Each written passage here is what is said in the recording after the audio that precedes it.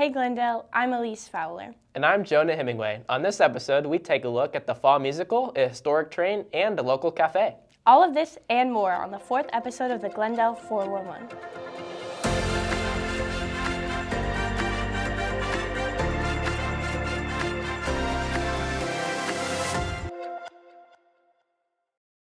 Every year, Glendale puts on a musical production. Michelle Lewis has the details.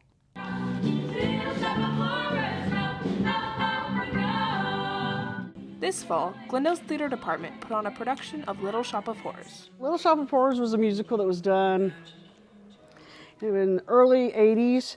The idea behind it was that it was a parody of all of the 50s and 60s science fiction movies. And it's about a man-eating plant that comes to Earth and gives Seymour Krelborn, the biggest nerd ever, the life that he's always looked for in exchange for feeding him so that it can take over the world. When you choose a musical, you have to think about cast size, who you have in your program already, what the capabilities are and everything. And so this show really matched up with the people we already had. So we decided that was the show to do. It takes about 2.5 months from the time that you have auditions to the point of the last show. This show in particular was a challenge because even though everybody knows about it, I don't know that they truly grasped some of the concepts until we got into it. And then it was like, okay, this wasn't as easy as we thought it was going to be. I think the biggest thing was the plant. The plants were a huge deal because they were really expensive. They could break pretty easily, and you had to be really careful and precise with them and try not to mess it up. Little Shop of Horrors introduced many opportunities for its cast members. To me, Little Shop of Horrors means a sense of community. This one was special to me because it was my first lead role.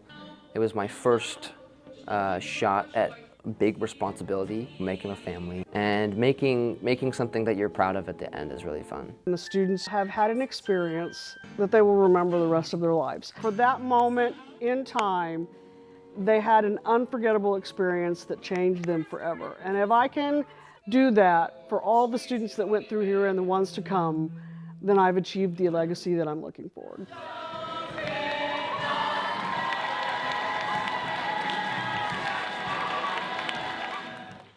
A new steam locomotive has been visiting towns all over the U.S. Tucker Miller and I have the story.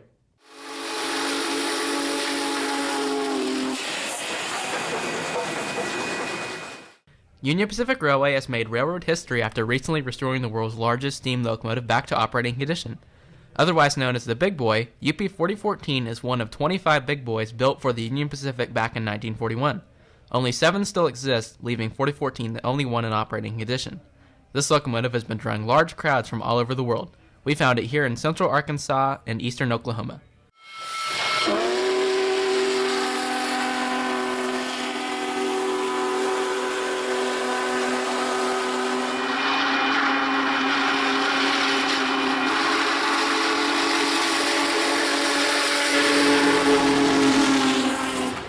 When most people see a steam locomotive, they think of coal. However, UP 4014 has been converted to run off used motor oil, which burns much cleaner than coal. It also carries a diesel locomotive with it at all times for braking purposes. You can find out more information about the Big Boy at the Union Pacific Railway steam page.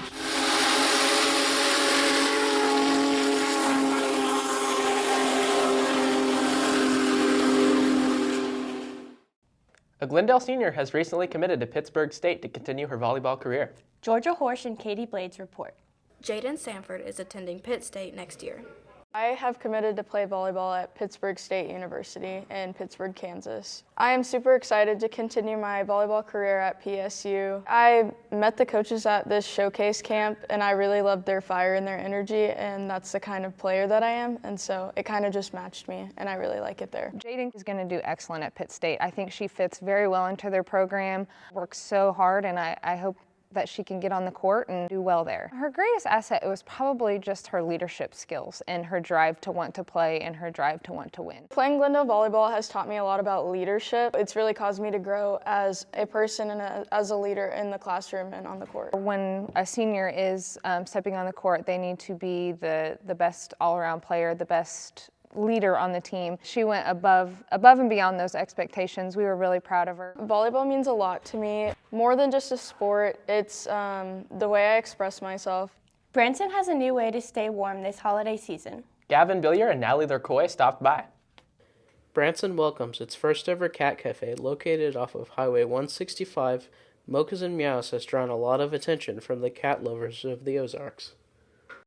It's $6 for a half hour to go in, $10 for a full hour. You get 10% off of any menu items, and then you get unlimited potted brewed coffee. You can buy a shirt and you get a discount as well.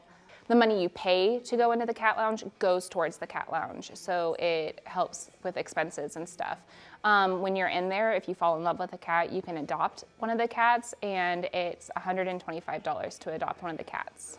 My daughter adopted a little 4-week-old hurt kitten, and she kind of pushed me in the direction of saving the cats and really focusing on the cats who don't always get taken care of because people can't necessarily afford them, or they don't know that they're hurt, they don't know that they're available. So I didn't know if I could pull it off.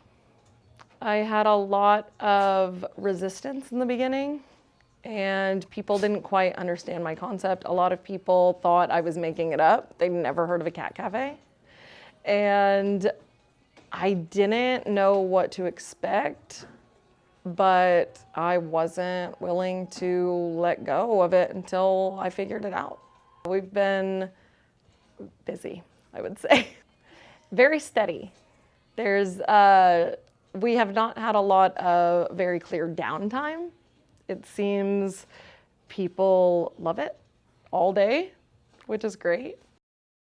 Thanks for watching. Make sure to check us out on social media at the Glendale 411. Signing off, I'm Jonah Hemingway. And I'm Elise Fowler.